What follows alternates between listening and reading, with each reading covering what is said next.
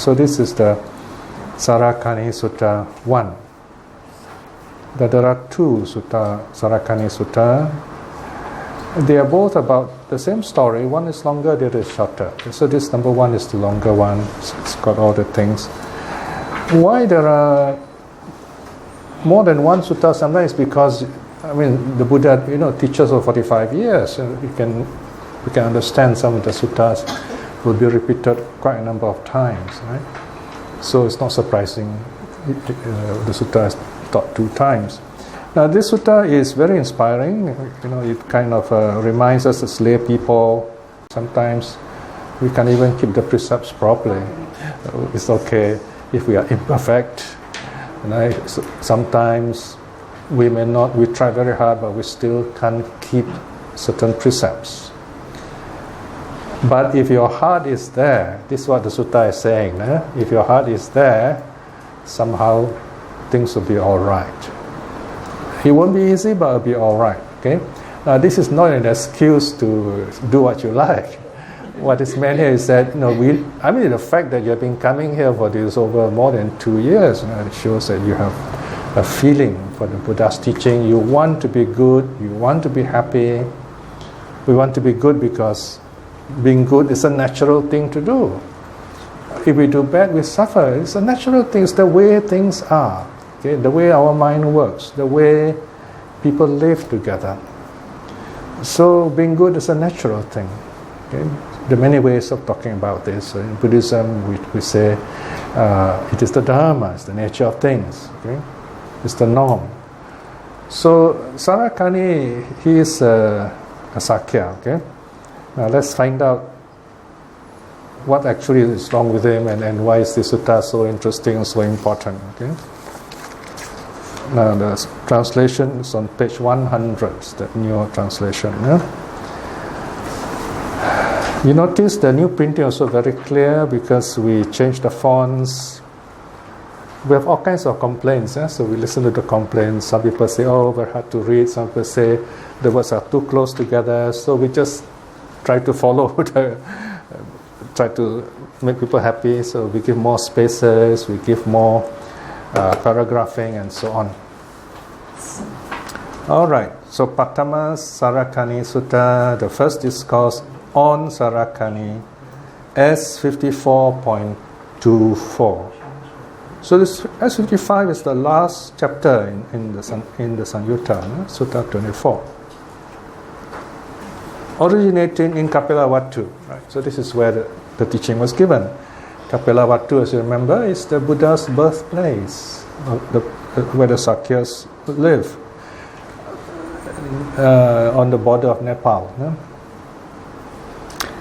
Now, at that time, Sarakani the Sakya had died, and the Blessed One declared that he was a stream winner, no longer bound for the lower world, sure of going over to self-awakening.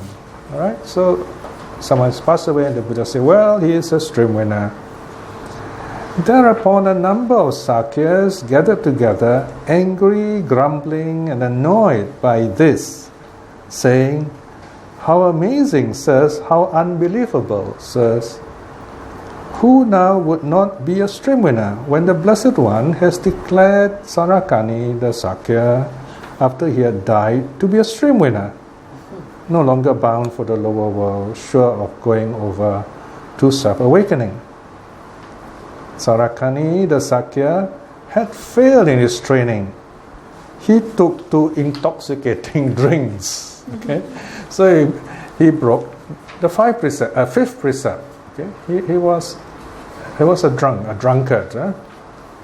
So even though he was a drunkard, when he died, the Buddha said he was a stream winner. Okay, so some people were not happy. They were saying, how can that be?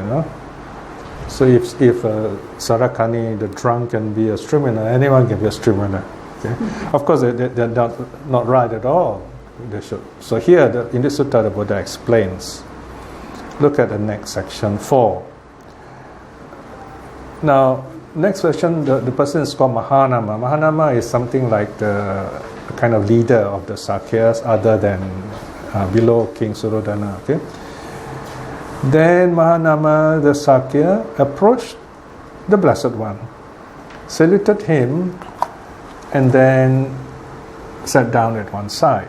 Seated us at one side, Mahanama the Sakya said this to the Blessed One: "Here, Bhante, Sarakani the Sakya has died, and the Blessed One has declared that he was a streamer," and so on. So thereupon Bhante, so now Mahanama is saying, well, the Sakyas complain, they say it's not possible, how can he be a streamer, he's a drunk, and so on. Okay, so this is the background, right? Now the Buddha gives the explanation, the teaching, section 6. Mahanama, when a layman has gone for refuge over a long time to the Buddha, to the Dhamma, and to the Sangha, how could he go to a lower world? Mahanama, one rightly speaking of a layman who has for a long time gone for refuge to the Buddha, the Dhamma, and to the Sangha, would rightly speak of Sarakani the Sakya as a layman who has for a long time gone for refuge to the Buddha, to the Dhamma, and to the Sangha. So how could he go to a lower world, right? So this is the first reason. The Buddha is talking about the background of Sarakani. He said this person has great faith in the three jewels for a long time, right? So what's happening here is the other people, they judge Sarakani only by one bad act, that he drinks, okay? But the Buddha is saying, well, he has been a good layman all these years. But that's not finished yet, it's only the beginning. So now the Buddha says, okay, this is, he has faith in the Buddha, and then everything's repeated, Itipiso, Bhagava. This is in English, so I just read to you once to have an idea of it. What does Itipiso means? So too is the Blessed One, the Lord, for he is Arahat, worthy, fully self-awakened one, accomplished in wisdom and conduct, welfarer, knower of worlds, peerless guide of persons to be tamed, teacher of gods and humans, awakened, blessed. Okay, so you can see the Pali words on the right hand side. And then second part is on the recollection on the Dhamma. One who has faith in the Dhamma does. In other words, Sarakani has faith. Well taught is the true teaching of the Blessed One, visible here and now, immediate, in other words, having nothing to do with time, inviting one to come and see, accessible, to be personally known by the wise. And number 3, one has wise faith in the Sangha, right? So this Sarakani has faith in the Sangha. The Blessed One's community of disciples keeps to the good way, Supatipanno, the good way. The Blessed One's community of disciples keeps the straight way, Ujjupatipanno. The Blessed One's community of disciples keep to the right way, Nyaya Patipanno. The Blessed One's community of disciples keeps to the proper way, Samichi Patipanno. These are the 4 pairs of persons, the 8 individuals. The community of disciples of the Blessed One is worthy of offerings, worthy of hospitality, worthy of gifts, worthy of salutation with a lotus palms, a supreme field of merit to the world. Okay. Now there is a study on all these 3 recollections. What chapter is that? 15, right? Yeah, when you go to volume 15, you can see details of each of these virtues. The Buddha has got 9 virtues, then the Dhamma 6 virtues, and the Sangha 9 virtues. Now, then the Buddha talks about different kinds of saints, beginning with the highest, the Arahat. Who is the Arahat? Section 7.4. He is one with joyous wisdom, quick wisdom, and freed. Okay, joyous wisdom, he's happy. Joyous wisdom sometimes is translated as laughing wisdom. He's happy. Okay? And in quick wisdom, it means you can understand things very quickly and totally free from suffering with the destruction of the mental influxes. So in other words, no more defilements, no more rebirth, no more craving, no more views, no more ignorance. So that's the Arahat. He attains and dwells here and now in this life itself, in the influx-free freedom of mind and the freedom of by wisdom, realizing them for himself with direct knowledge. See, self-realization. This person, Mahanama, is fully freed from hell, fully freed from the animal womb, animal birth, fully freed from hell, fully freed from the Preta realm, fully freed from the woeful state, suffering state, lower world. Okay? So in other words, the Arahat is totally free. So this is the highest level. It's just like the Buddha. Then who is the non-returner? Okay, here the Buddha again begins by saying, okay, Mahanama, a certain person has faith in the Buddha and everything's repeated there. Next paragraph, in the Dharma, everything's repeated. In the Sangha, everything's repeated. Now, this repetition is a meditation. So as you listen, you just reflect on it. Okay, so you no need to analyze, just reflect. Of course, sometimes as you listen, the meanings will arise in your mind, and you feel very happy, very joyful. In other words, it's like listening to music, words as music. Yeah? Because once you understand the meaning, you listen, it's very beautiful. Okay. Then the non-returner is defined at the bottom, 8.4. Almost the same words as the Arahat. 8.4. He is one of joyous wisdom, of quick wisdom, but he has not attained liberation. So he has this happiness. His wisdom makes him happy and his mind is clear, but not yet fully free. However, with the utter destructions of the 5 lower fetters, he becomes one spontaneously born in the pure abodes. Now, this pure abodes is a state of existence. It's not actually a place. It's more like these non-returners. They are all on that wavelength, if you like, that kind of existence. Okay. And due to attain nirvana without returning from that world, okay, or from this world, from our world, in other words, no need to come back here. Okay? So they are called non-returners. So this person too, Mahanama, is fully free from hell, from animal womb, from hell, from the Preta realm, and so on. So, there's a repeat. You can cancel the second part. So, in other words, it's no more reborn in that subhuman state. So this is the non-returner. The non-returner doesn't come back from the pure abodes to be reborn in this world anymore.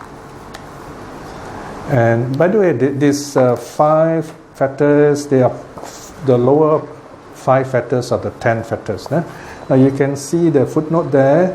I want you to do your homework. Go back and remind yourself what are the 10 fetters again, because I'll be repeating this quite often. So try to remember them if you can. The first 5 fetters, they keep you in this world, okay? Especially in the sense world. So in the case of the non-returner, he's free from the sense world. That is why to be a non-returner, you have to do meditation, and you can do jhana to free your mind from the senses, okay?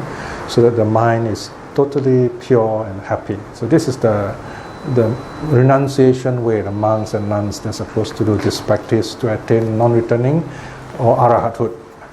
Now the next 2 are the once returner, non-returner. The one is easier. For lay people, we can follow it. So now next we are going down step by step. So now number 3, the once returner. Section 9. Here Mahanama, a certain person who has wise faith in the Buddha does. So it reflects on the Itipiso. And then number 2, he has wise faith in the Dharma. He reflects on the Dharma. Number 3, 9.3, he has wise faith in the Sangha. So it reflects on the quality of the Sangha, the virtues of the Sangha. So these are the 3 jewels. It means this person, he is totally committed to the 3 aspects of reality, in terms of the teacher, the teaching, and those who follow the teaching. And who is the once returner? 9.4. Now notice now this different, right? He is not one of joyous wisdom, not of quick wisdom, and has not attained liberation. Right? So he doesn't have that very high wisdom like the Arahat or the non-returner like the Buddha, in other words. And it doesn't have quick wisdom also. Not liberated yet. Okay? Not attained nirvana yet. Or not free from suffering yet. However, with the utter destruction of the 3 fetters, and with the diminishing of greed, hate, and delusion, he becomes a once returner. So once returner is one who has broken the 3 fetters. These 3 fetters are important. Okay? Number 1 is self-identity view. That means this wrong view is we think this body is ourself, that we own this body, that kind of idea. Okay, that's we know this body is changing all the time, right? So it's not a difficult fetter to break. In other words, it's easy to overcome this kind of wrong view, right? Number 2 is doubt. Okay, sometimes doubt is put number 3. Here, doubt means not wanting to learn. Okay, not interested in finding out, because normally we have a doubt, we find out something, so that's okay. But this one is you just keep on doubting, so it becomes a mental block. All right. And then the last one is attachment to rituals and vows. This means instead of working for ourselves to be happy, to be peaceful, clearing our mind, we depend on something outside, on rituals. We think that by praying or by offering something would be all right, But inside we are not pure, right? Notice sometimes we do rituals, the heart is not there. The mind also is not there. We just don't care, or we say, oh, when is this ritual going to finish? Or we think that just because we perform this kind of prayer, we must do it exactly, must do it properly, otherwise it won't work like that. Is called attachment to rituals and vows. Another word for this is superstition. Okay? Meaning that something outside of us can help what is inside of us. All right? So once you're able to break these 3 fetters, you're a stream winner. But if you go a little further, in other words, you overcome a bit of greed, a bit of hate, a bit of delusion, then you will becomes a once returner, only one more life to go, then you finish up your karma, then you reach awakening. All right? So this is the once returner. 9.6. This person too, Mahanama, is fully freed from hell, fully freed from the animal womb, fully freed from the preta realm, okay? And woeful state, suffering state, lower world. Right? So this person won't be reborn below the human states. And then for the streamer, you all are quite familiar with it, right? So streamer, section 10. So here the Buddha says, Mahanama, the streamer also has faith in the Buddha, the Dharma, the Sangha. Okay, everything is listed out in full here. Then the streamer is defined, section 10.4. Notice the streamer, 10.4, he is not one of joyous wisdom, nor of quick wisdom, and has not attained liberation. So not fully, not awakened yet. However, with the utter destruction of the 3 fetters, he becomes a stream winner. But still there is greed, hate, delusion. That still remains. Not strong, but it's there. Right? So this person, 10 point, again, is not bound for the lower world, okay? Sure of liberation. In other words, on the way to liberation, destined for awakening. 10.6, this person too, Mahanama, is fully freed from hell, from the animal world, from the Preta realm, from the lower states. Okay? Now all this you more or less know, right? Now what's interesting about this sutta is the next two sections. There are two extra teachings here, which is very interesting. And this is what I want you to pay extra attention. This teaching is about two kinds of people who are called truth followers and faith followers. Now, I know this words for many years already, decades in fact, but the last few days when I was looking at this, I said, wow, this is really wonderful, you know. In fact, if I understand this correctly, there is hope for non-Buddhists also.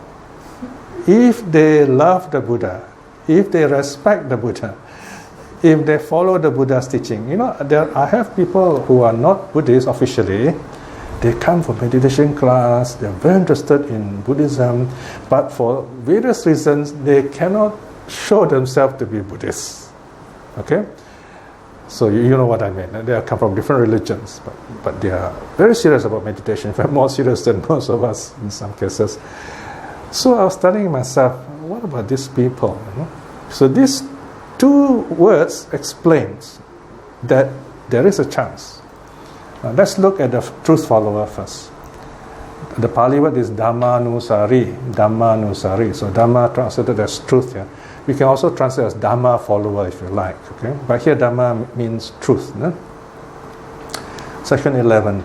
Now here Mahanama, a certain person does not have wise faith in the Buddha. Notice here, no wise faith in the Buddha. Number 2, no wise faith in the Dhamma. And then number 3, 11.3 does not have wise faith in the Sangha. So in other words, they officially they are not Buddhists. Okay. 11.4. This person is not one of joyous wisdom, not of quick wisdom, and has not attained liberation.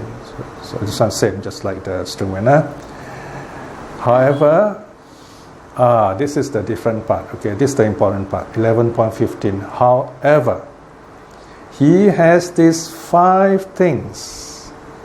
Now, Sutta only say 5 things. So to help you, what are these 5 things? They are called the 5 spiritual faculties. Panchindriya. Pancha Indriya. The Sutta lists them without giving the collective name. Okay, they are the faculty of faith, faculty of effort, faculty of mindfulness, faculty of concentration, faculty of wisdom.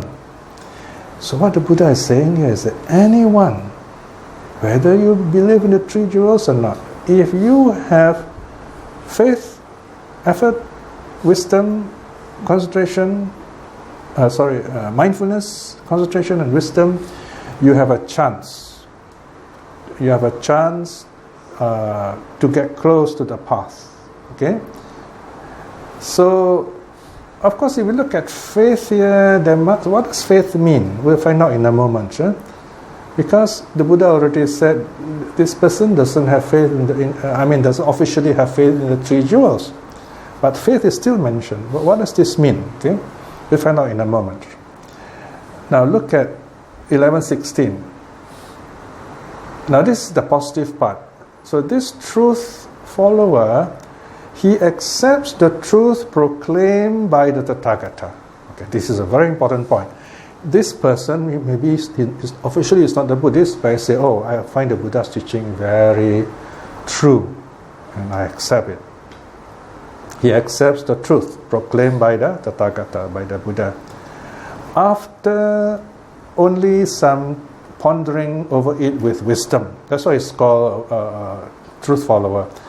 He has this wisdom tendency. Okay? Right? He's intelligent, he's investigate. He said, I've investigated the Buddha's teaching, it's sensible, and I like this teaching. But I'm not a Buddhist. Okay? This person too, Mahanama, goes not to hell, not to the animal realm, not to the Preta realm, nor any of the lower states. None, this person also will not be reborn in a lower state. So there you are, we have hope here. Right? And these are for your friends who are not Buddhists. So good news for them. Say, all you need to do is study the Dhamma, whether you call yourself Buddhist or not, doesn't matter. Okay? A lot of non-Buddhists will be very happy, because some of them, they're quite honest. They say, I don't really believe in this religion, but I have to perform all the rituals and follow these people, my relatives, but in my mind, this is my personal practice. Okay? So, but there is, you have to be very careful about this statement, Notice, if you look earlier on, you compare 11.7 to 10.6. 10.6, the underlined words say fully freed. Notice the first two words, fully freed, right? But here, at 11.7, what is the word there? It says, goes not to the woeful state. There's a difference there, okay? The stream winner is fully freed. If you have faith in the three jewels, you'll be fully freed. You are sure never to fall below the subhuman state. But in the case of the person who has no faith in the three jewels, not the Buddhist, but he say, okay, I like the Buddha's teaching, I'm practicing meditation, he does not go to all these suffering states. The meaning is this: as long as he has that state of mind, this is the fruit, the karmic fruit. But then he can lose this. Let's say in the next life, you see. Then you have a new story. You see, that's the problem. It's not a permanent guarantee, in other words.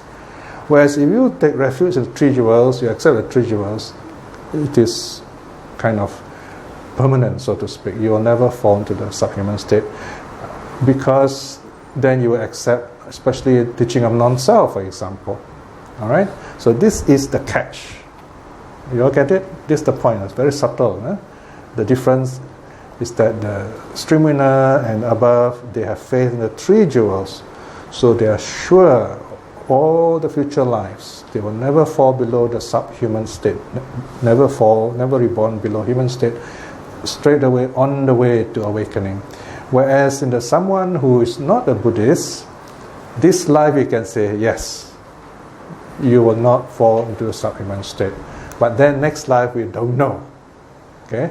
So you must somehow make sure that next time you're born in a Buddhist environment, something like that. I suppose if the person really has great faith, next life he would get those conditions too. Right? So here the Buddha is not saying, it doesn't matter, as long as you believe me, you'll be okay. Right? So you find this teaching is more sensible, not like advertisement, like free this, free that. Okay, that is the truth follower. That is the thinking person. Okay. Now the last one, number 6, is the faith follower. Basically, a faith follower, the structure of the sections are the same. This person, faith follower, he has no faith in the Buddha, Dhamma, Sangha, same. Section 12.1, 12.2, 12.3, and then look at 12.4. He is not one of joyous wisdom, not of quick wisdom, and has not yet attained liberation. Okay, that's the same. Now comes the different part. 12.5, sorry. However, he has these things, the 5 faculties again. Faculty of faith, effort, mindfulness, concentration, and wisdom. Right? So he has these 5 abilities: faith, effort.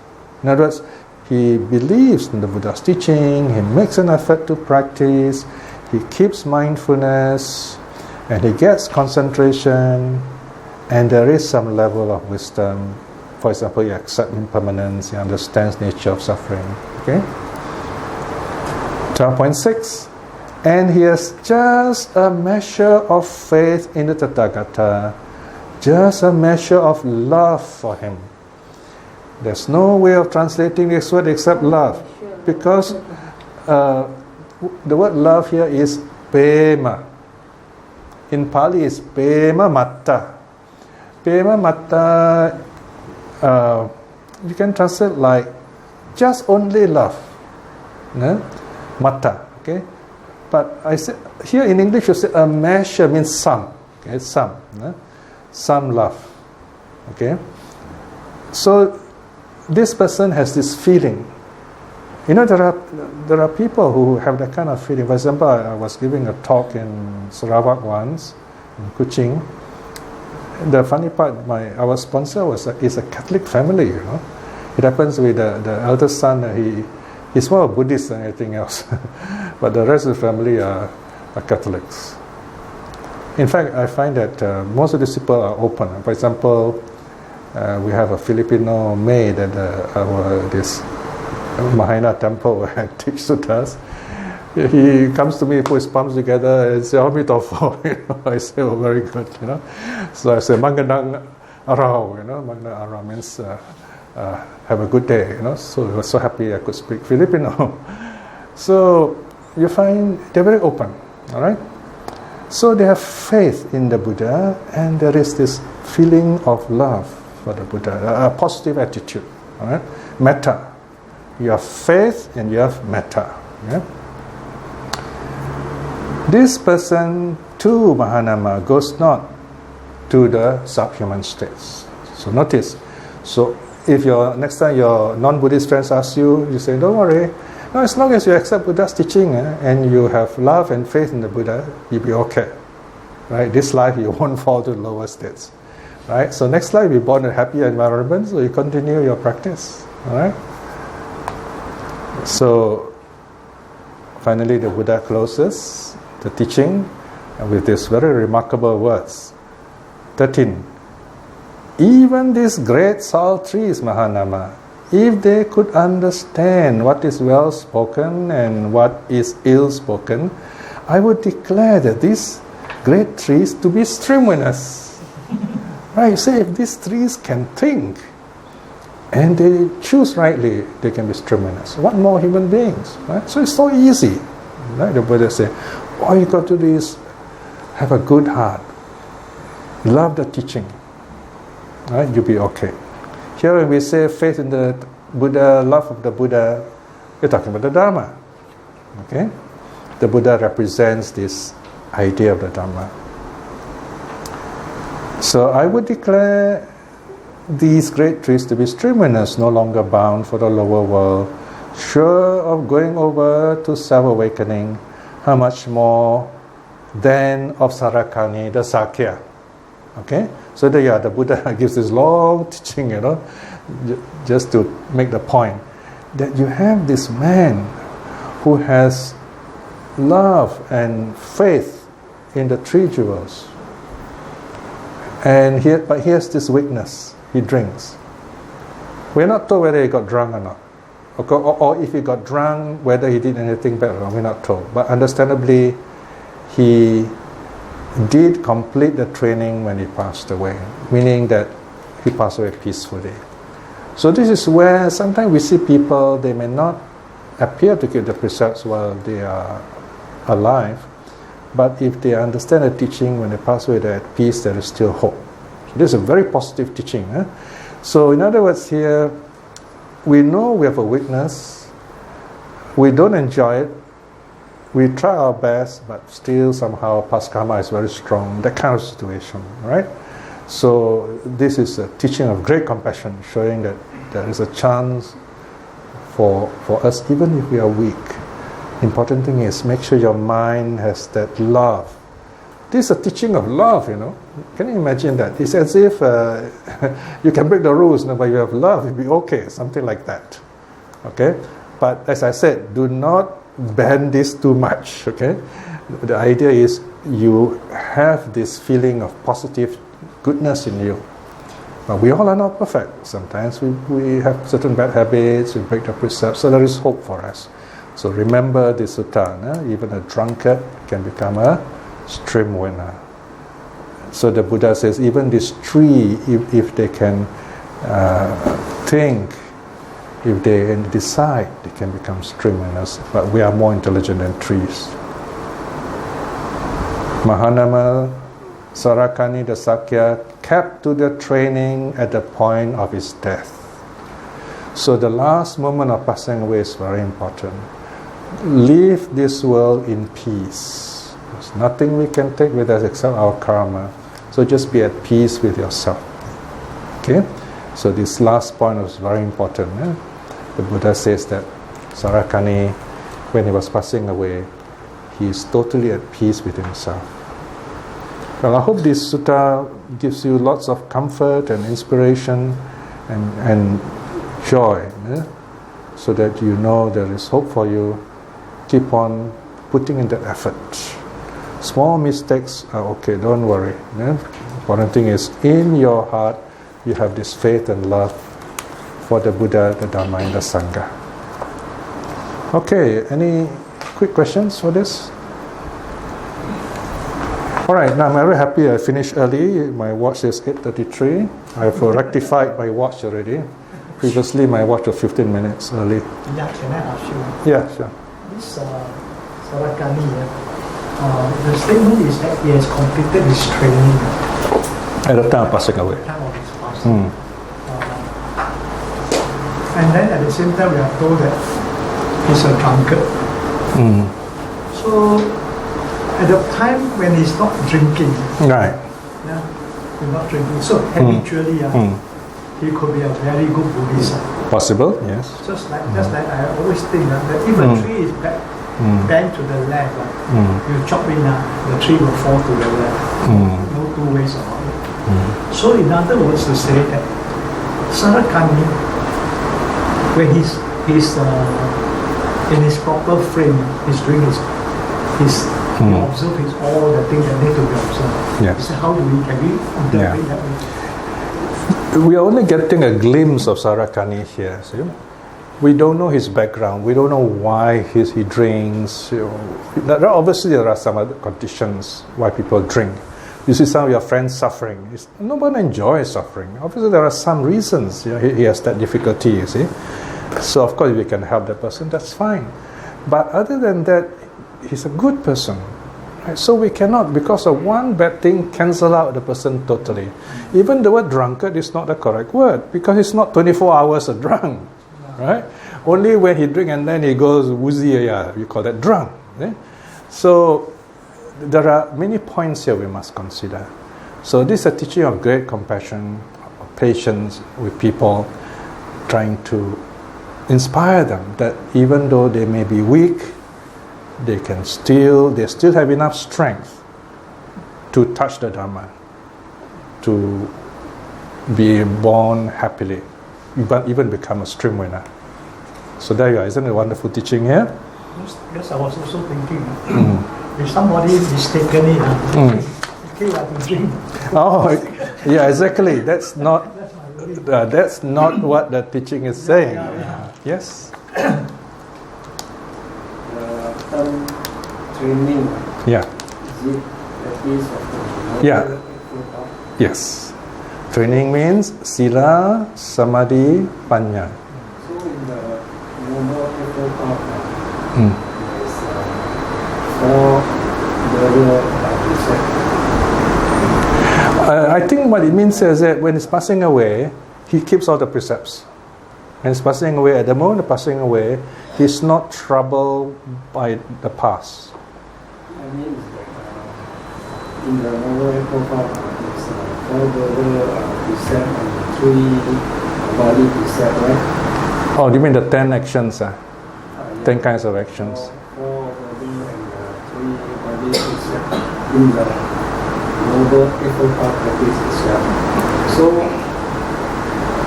the drinking precept is not inside. The drinking precept is there. It is there. It's just. The precept is our Panchasila. Yes. The Noble Eightfold Path, the 7 kind of precept, is it because they never cover the drinking? That's why. No. the drinking precept is in the first part, under sila, under moral virtue, the first part. What is meant here, he completely straining at that time. He doesn't think of drinking. He's not drunk. At the time of passing away, he's at peace with himself. That's why I said earlier, you cannot say someone is a drunk 24 hours. He's only drunk at a certain time. I mean, we say he's a drunkard, but he's not drunk now, you know. What we mean is, oh, he used to drink and then he got drunk, you know. It just happens, maybe for a few hours. So it's not like 24 hours all the time. Like I said, this table is black. Different, you see. This table is all the time black. But it's just someone is a drunk, the sentence has no meaning actually, because we are saying that he's 24 hours a drunk, you see. His own certain times. Is this a language? When we say someone is a drunk, what we meant by this person sometimes takes a drink and gets drunk. But he also has a lot of good qualities. For example, let's say he loves his children. But we never say he's someone who loves his children. You know, it doesn't sound right.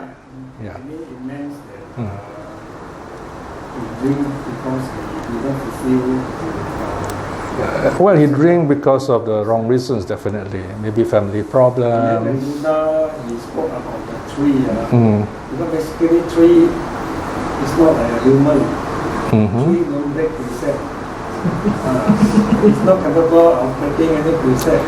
So, but the tree, yes, but the tree also can't think. See? But the Buddha said, if this tree can think, you see, that's what the Buddha is highlighting here is our ability to think, to know what's right, what's wrong. So you say, if this tree knows what's right, what's wrong, then it's like a human being already. So we've got to see the bigger picture here. We must not take the words literally. Then the meaning will be different already. So what here the Buddha say, Sarakani completed his teaching, the training when he passed away. His mind is at peace, the precepts are fulfilled, the mind is at peace, he doesn't think about other things. He is a stream winner. Just stream winner, not higher than that anyway. Okay, so this is fair enough. Well, there is another even more serious case than Sarakani. You know, it is the story of the executioner. Now he breaks the first precept. Now, this is worse, you know. But of course, in this case, he didn't become a stream winner. But Sariputta counseled him and said, no, you see, it's not your fault. You became a stream winner, you are forced into it, your social condition, the king, you have no job, you know.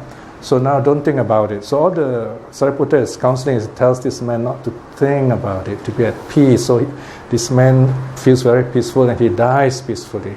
But he's reborn in a happy state. But at least that's better than going down to suffering state, you see. Because if he's reborn in a happy state as a deva, then at least he can still think. He can still look back and say, oh, okay, you know, this Arhat helped me like this, so now I have to practice. So that one is another story of compassion. Sariputta shows great compassion in this way. Okay. All right. Now I have another sutta. In fact, I'm very happy I have time. That's a sutta. This is a very nice coincidence. Now, today, as you know, is Brother Lo's birthday, and that sutta is a special sutta. I can almost guarantee that he will like it and you will like it, because it's about you all. So we will take a short break and we'll come back for that sutta. Okay?